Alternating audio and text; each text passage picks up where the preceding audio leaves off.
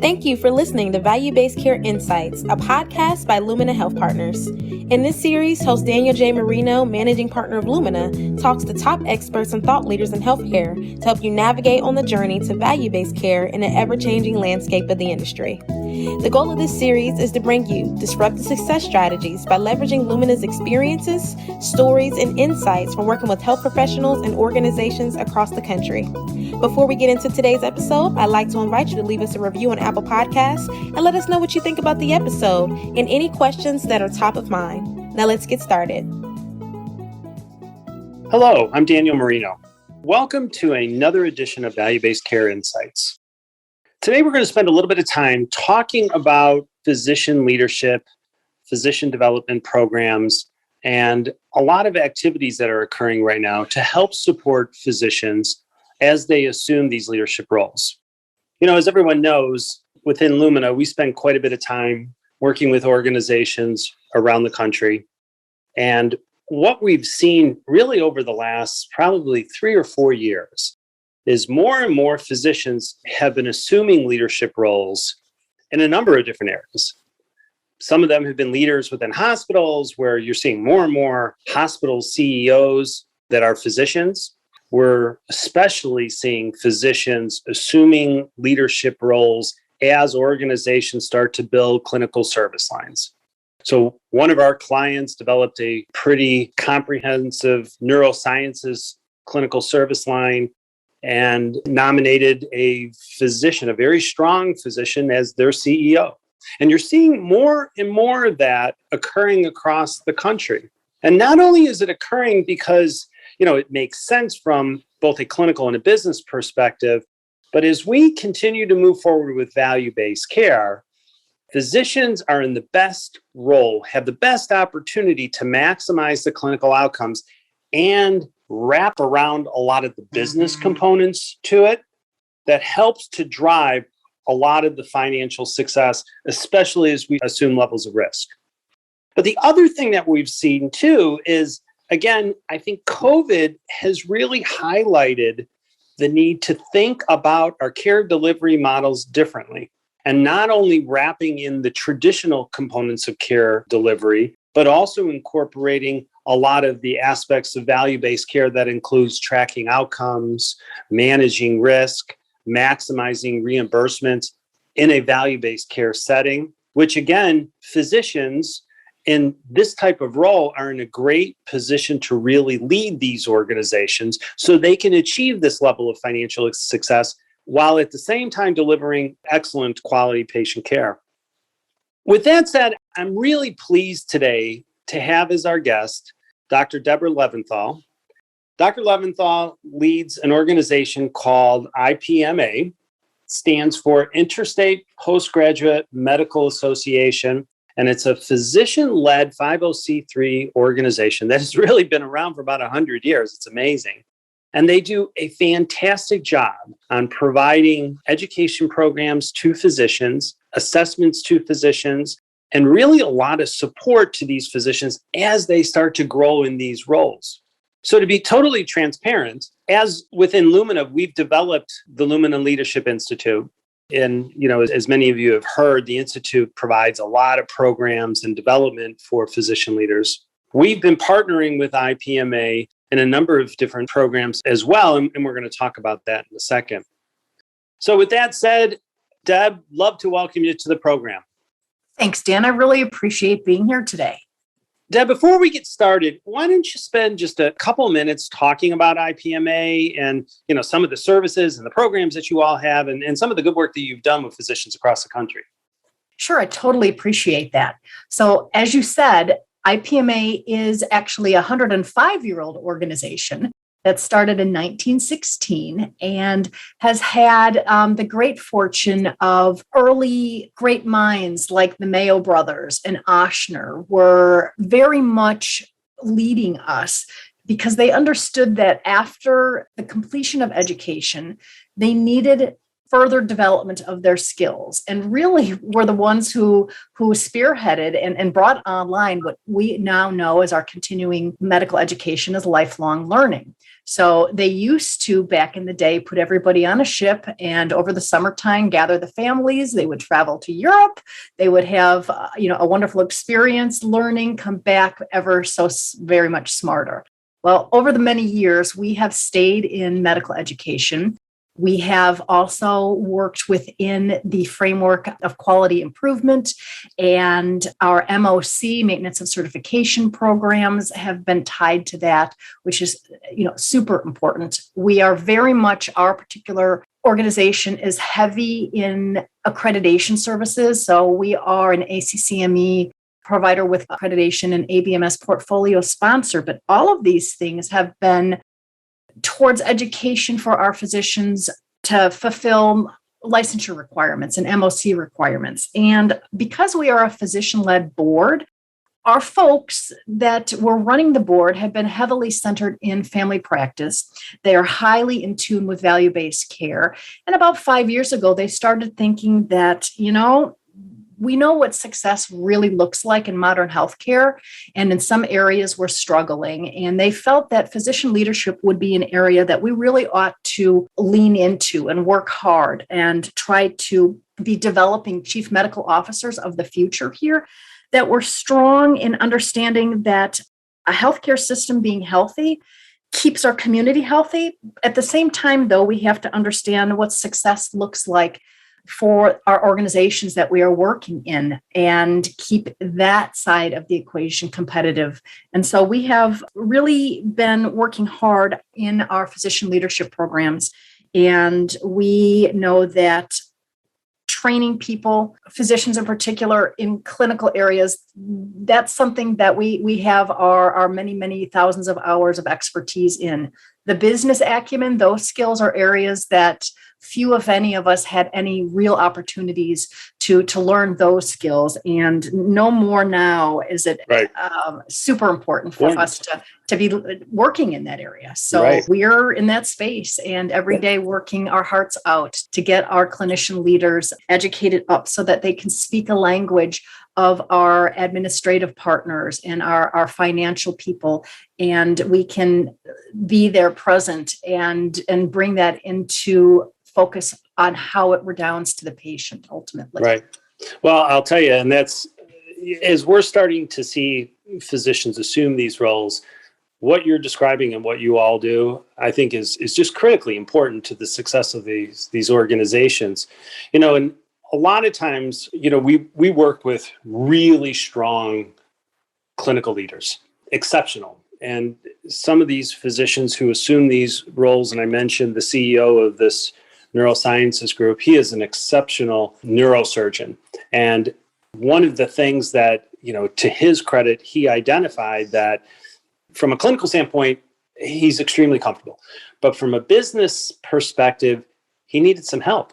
And, it took a while to have him understand that, because again, when they assume that role, folks go in this with the idea that, hey, I can do it and I can figure it out. But what he realized was that the business side was a little bit different, and he never had the training for that, right? So Exactly. If you get physicians starting to recognize that, that's a huge win. In conversations that you're having with physician leaders around the country, maybe the new physician leaders, what are some of the things that you're seeing that's particularly missing as they start to develop their leadership skills?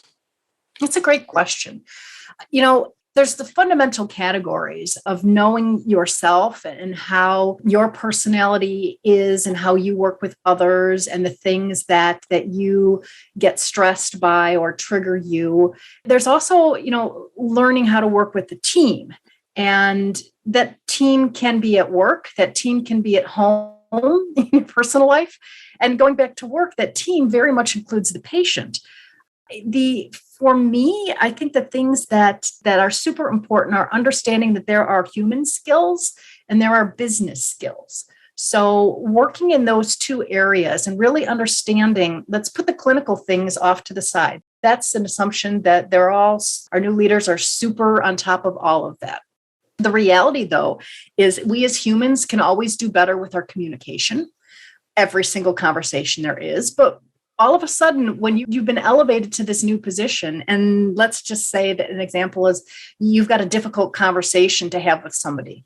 Well, we had difficult conversations to deliver in medicine, but it's a little bit different when you're face to face with an employee or a service line, head of a service line, and you now need to have a conversation that's constructive and doesn't land people, with slam doors and running out. You need to get to an understanding. So the human skills on top of the business skills, and the business skills, that's the story of 9,000 hours of discussion in and around what physicians don't know about that. Right.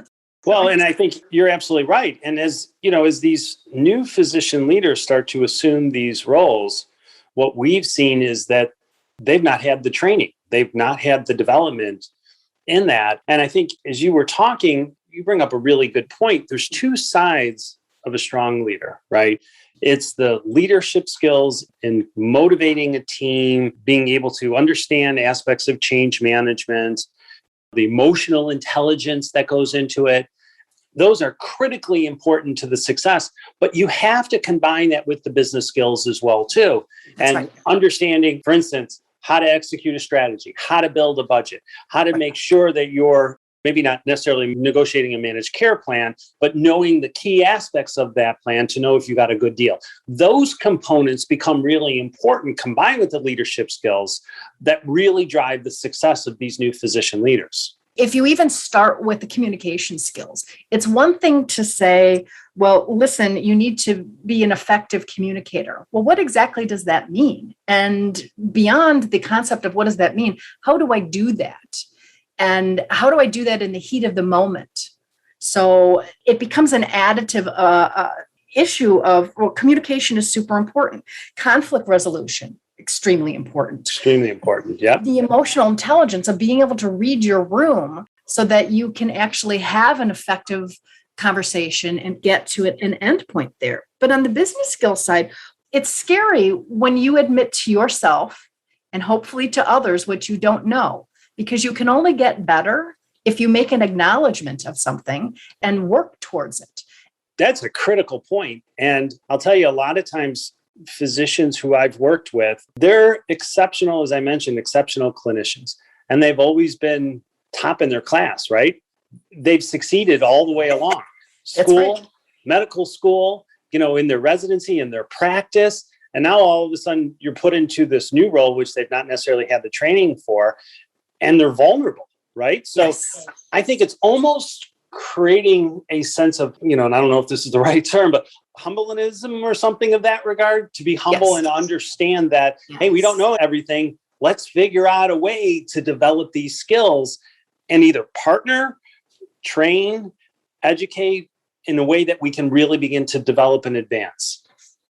I agree. And for me, some of the greatest learning that I have ever had personally has been at the hands, and I say that with love and respect, of my mentors, because they have been that feedback loop that I need for them to say, oh, that's interesting, Deb, you approached it this way. Perhaps you could consider turning it on its side and looking at it from a different direction, which has educated me both on solving said business problem, along with me regulating myself, again, on that human side of the equation. So I highly recommend mentoring for any of us who are starting into a leadership role. And you don't necessarily have to have one single mentor.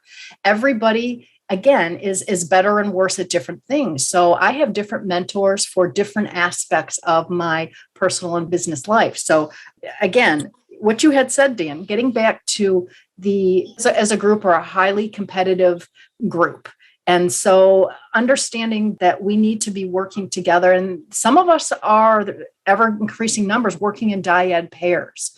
So being able to hand in hand work with your admin teammate to the best level of that is phenomenal when it works well, because you are allowing each person to be expert in their area and you cross-train each other and you're supportive, and that one-on-one, 1 + 1 becomes 3 instead of 2. Right. That's a great point. Great point. Where are you seeing, say, the dyad models come into play? some of the organizations that we've worked with, do have the strong clinical leader that's combined with administrative leader. Yep.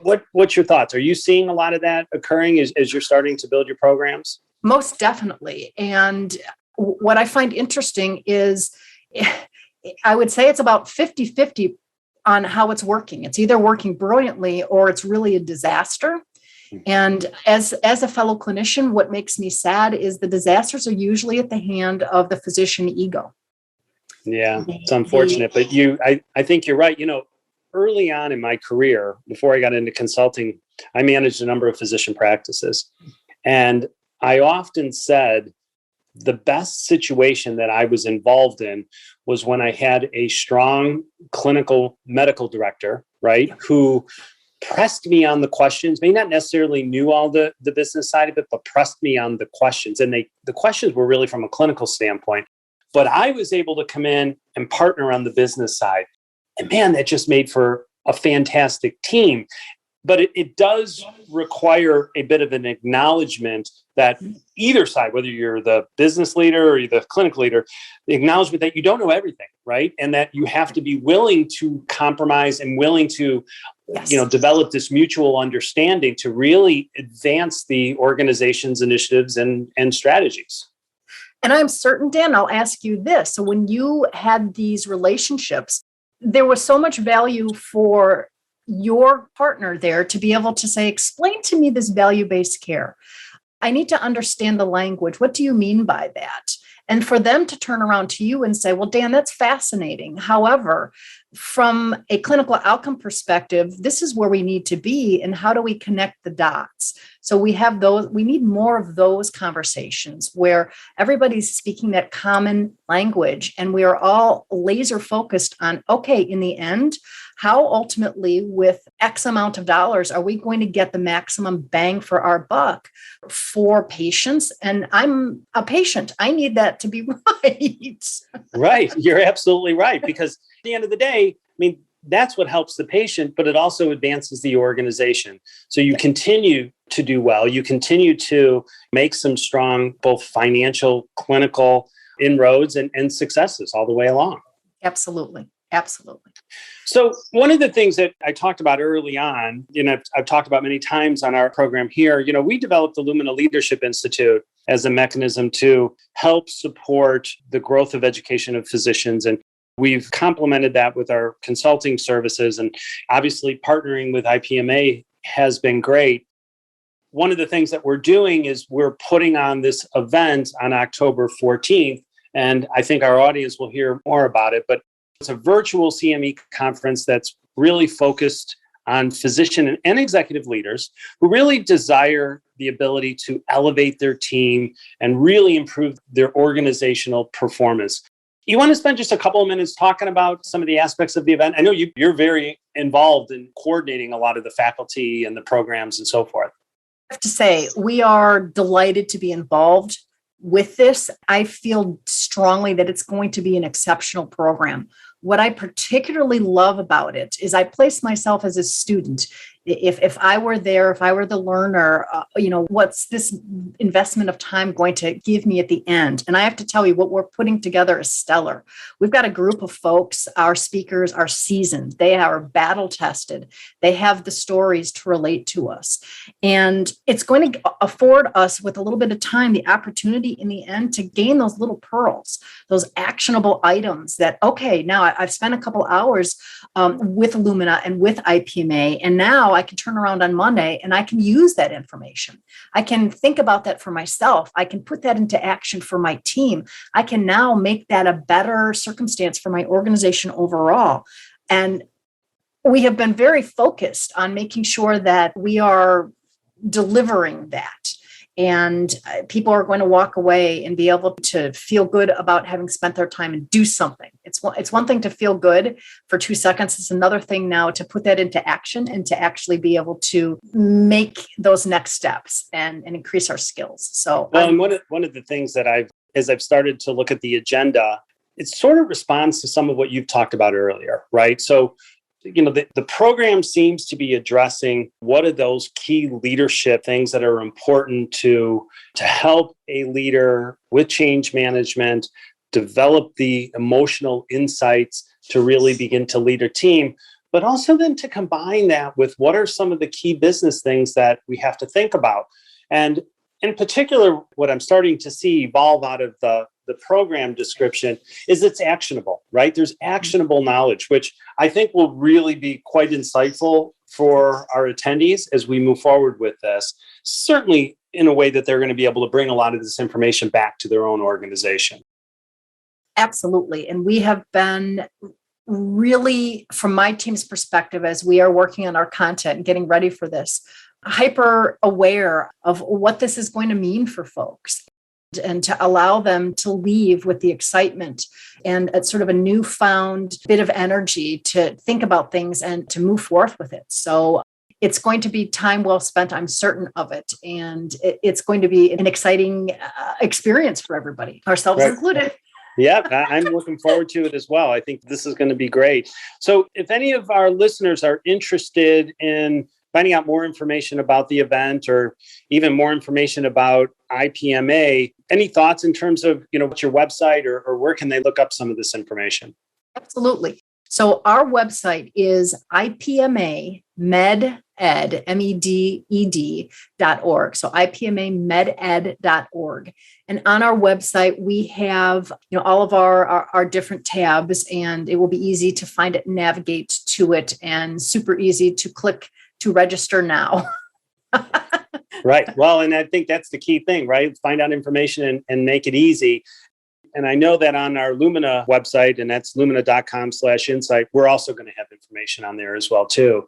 Or at least folks can come in and look around a little bit and see if it makes sense. But I agree with you. I think there's going to be some great takeaways as part of the event. It's going to be fun, most certainly. Yep. I agree. So, Deb, this has been great. I really appreciate, you taking a little time in your day. I know you're really busy. So I appreciate the insights.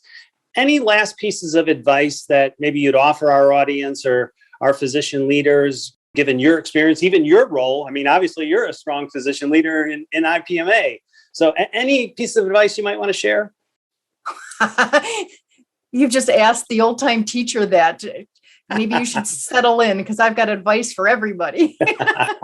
I love it. Absolutely. Well, please share away. I think probably areas that I would focus on for general advice. And really, most important one is none of us can be the expert in everything, right? And that's okay. You are an expert in what you are an expert in, and that's fantastic. You're using it every day. But that affords us the ability to be self-aware and to realize, okay, so there's these other areas that I'm working in and around that I honestly could benefit from learning a little bit more, from partnering up with somebody. Maybe it's a peer group, and having some discussions with others in a similar vein, but really kind of understanding that, I can admit to myself the areas that I should do better at. I used to tell my students when they were prepping for their board exams, Dan, they would say, well, Dr. Levinthal, where do I start my studies? And my answer would always be, think about the 5 subject areas that this exam is going to cover. Start with the one that you do the poorest in, that you understand the least, because that's when you spend your time and really can get that knowledge, down in your brain when you have a limited amount of time. So the stuff that you already know, if you start with it and it's self-soothing. Oh, I know that, I feel good, I spent time with that. But then all of a sudden you have no time left to focus on the things that you really should have been learning about. You're not any further off. So first piece of advice is be proud of what you know, but acknowledge what you don't. Second piece of advice, I will credit my mother, Rosalie. And my mother, Rosalie, was, and I say this with the highest degree of love and respect, she was an old battle axe nurse, the old variety that you could not pay enough money for because these folks were so remarkably talented and just got it and dealt with all us whippersnapper young little doctors and got us into shape. What she used to say was, it's super important for you as a clinician to do less talking and infinitely more listening. And you should listen and you should listen some more, and you should listen a little bit more, and then ask a question and listen, and a little bit more questioning and a little bit more listening, because the patient will tell you what is going on. Your dyad partner will help you understand, but you have to listen and hear the lessons and be okay with what you don't know. And when you don't understand and where you think you understand, ask some more questions to verify, because sometimes what you're looking at looks identical. If you have two posts that one is in front of the other and you're standing directly in front of it, it looks like it's one post. But if you have somebody that's standing 90 degrees to the side, they can see that it's two posts, not one. And that reality is the same for both of those people, but yet it's completely different. And that's important for us to understand, that wherever we are in our career paths, it's a learning arc. And we as people can only do better if we think about it, we admit, and we go forward. So those are life lessons from Deb. That's great. Well, I definitely appreciate your time, Deb. This has been just a wonderful conversation. Definitely looking forward to the event. And again, thanks again for taking the time today. Well, Dan, I definitely appreciate it. We are very much looking forward to participating with you in this event, and are hoping that everybody who feels it can help them will join us, and we'll get something out of it. So thank you for the invite here, and for it more globally too. Thank you so much. Great. Well, thank you. And just to summarize, I think Dr. Levinthal brought up just some wonderful points related to physician leadership. And we continue to see this. I think even going forward, there's going to be more and more physicians who are going to assume this role.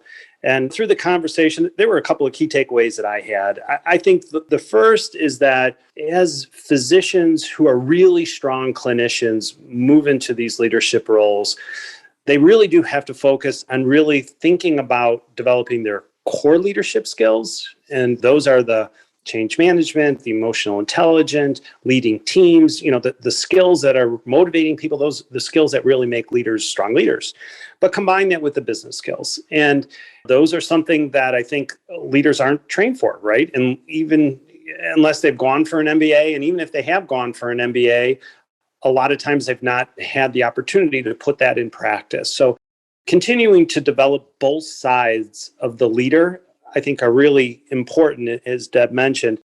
I think the other thing too, which was a great takeaway for me, was physician leaders should really look to a mentor, right? No matter how long they've either been in practice or whatever the case is, they're new to the role of being a leader.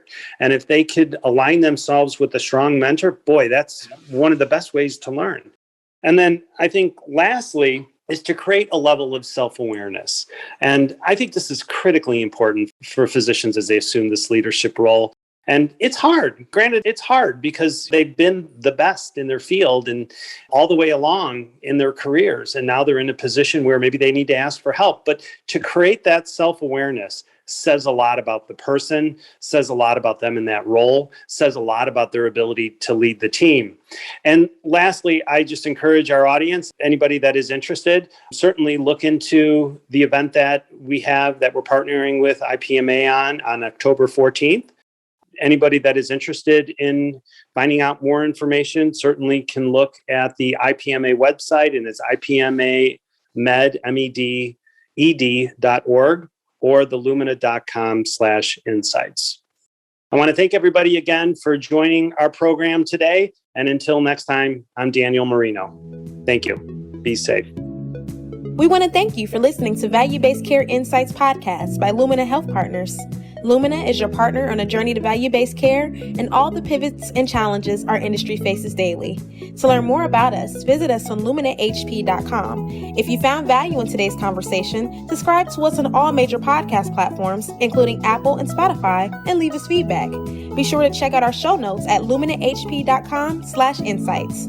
Join us again where we continue to take a deep dive into what lies ahead and invite conversations with some of our colleagues and industry thought leaders on new trends that are emerging and how we continue to navigate and thrive. Until then, have a great day and stay safe.